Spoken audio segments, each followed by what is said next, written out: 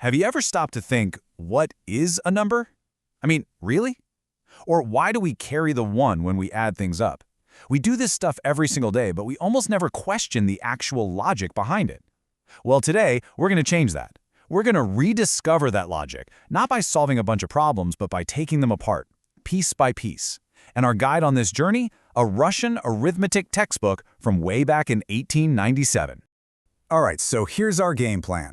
We're going to start at the absolute beginning by asking what a number even is. Then we'll see how we build a system to name them all. From there, we'll tackle the big ones, addition and subtraction, and uncover why we do them the way we do. And finally, we'll zoom out to look at the rules of the game and ask why this old-school way of thinking is still so important today. So let's kick things off right where the textbook does, with the most fundamental question you can possibly ask. We're not talking algebra or calculus here. We're going way, way back to the very first building block of it all.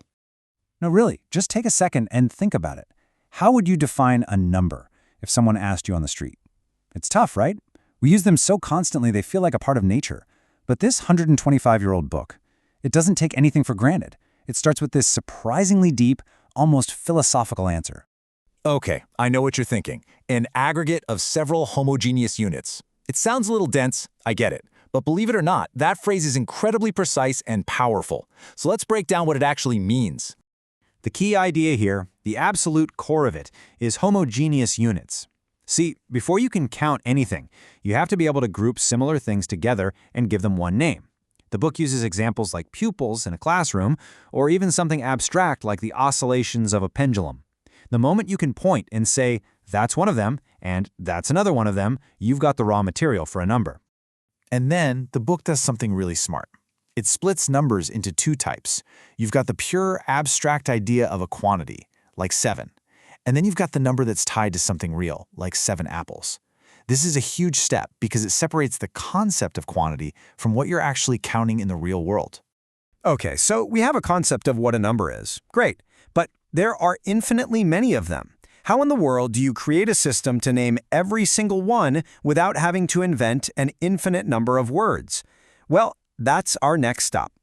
The textbook just lays out this beautiful, elegant logic for how our decimal system is built. Step 1, you only need to come up with a few unique names, 1 through 9. Step 2, you create a special word, 10, and you treat it like a whole new kind of unit, a new order. Then you just count these new units, 20, 30, 40. And finally, you just combine the words you already know to fill in all the gaps, like 21, 22. It's an amazing, recursive system.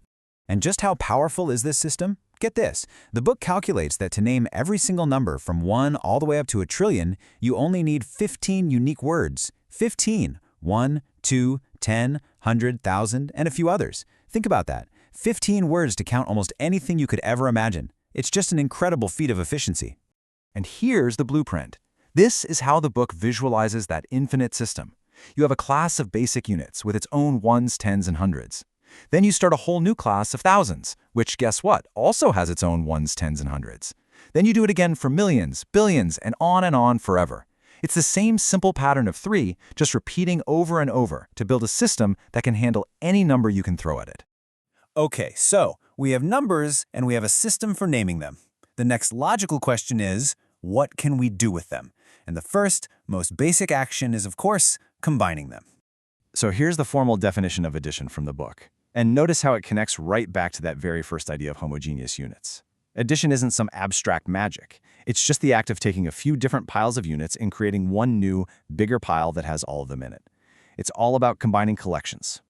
Seriously, think about it for a second. When you add, say, 18 and 24, you always start with the 8 and the 4 on the right. Why? Why not start on the left with the 1 and the 2? It's one of those rules we just follow without ever thinking about it. But it's not some law of the universe. It was a choice. And this book explains the simple, super practical reason for it. And here's the big reveal. The reason is, it's just easier. That's it. It's all about handling the carry. If you started from the left, and then the column next to it added up to more than 10, you'd have to go back and erase and change the number you just wrote down. By starting from the right, you never have to go back and revise your work. It's pure, simple convenience. So after putting things together, the next step is figuring out what's missing. But the book doesn't just call it taking away. It frames subtraction as something way more elegant. It's the inverse of addition. Now this is a really cool mental shift. Most of us learn that 5 minus 2 is taking 2 away from 5, but the book defines it like this. If the total is 5 and one of the parts is 2, what is the other part? This completely changes the game. It turns subtraction into a search for a missing piece, and that beautifully connects it right back to addition.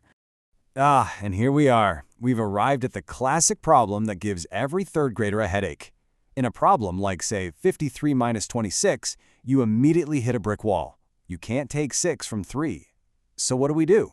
We perform that familiar little ritual we all call borrowing. And this is how the book describes it. I just love the formal language here. You aren't just borrowing. You're performing a specific transaction. You take 1 unit from the tens column, and in its place, you add 10 units to the ones column. It's not magic, it's a fair exchange. And you can see the mechanics of it right here. To subtract 6 from 3, you borrow a 10 to make it 13. But what if the next column is a 0 and has nothing to give? Well, you have to go over even further, breaking 1,000 into hundreds, and then 100 into tens, all just to make that very first subtraction possible.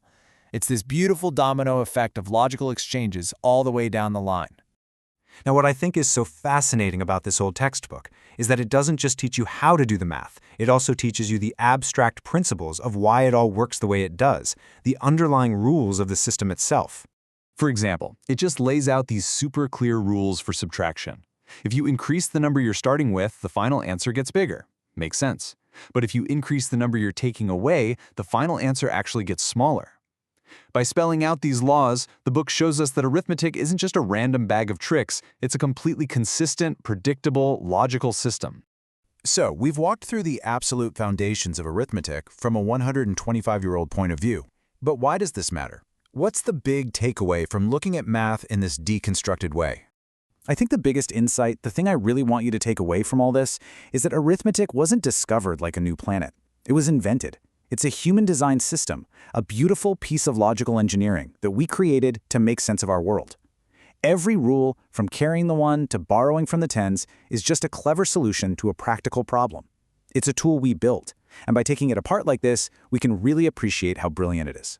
And that's the thought I want to leave you with. This whole process of deconstruction, of finding the simple, logical rules hiding underneath something that seems complicated or just the way things are, you can apply it to almost anything. What about the grammar of the language you're hearing right now? Or the structure of your favorite song? What other simple truths in your life are really just elegant, man-made systems, just waiting for you to explore them?